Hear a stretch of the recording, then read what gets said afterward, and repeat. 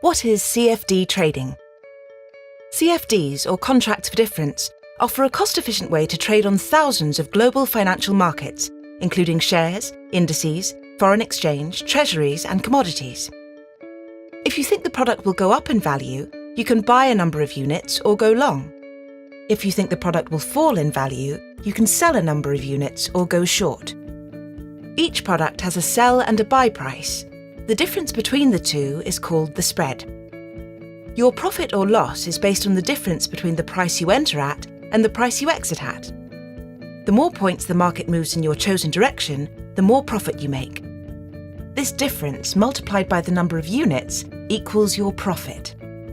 If the market moves in the opposite direction, you will make a loss. Depending on the currency a product is quoted in, currency conversions may apply. You don't need much capital to get started either, as you don't have to outlay the full value of your position, just a small percentage. This is called trading on margin. Since you don't own the underlying asset, there is no stamp duty to pay. With CFDs, many products are available even if the underlying market is closed, allowing you to trade 24 hours a day, 5 days a week. Visit our website and open a demo account to learn more.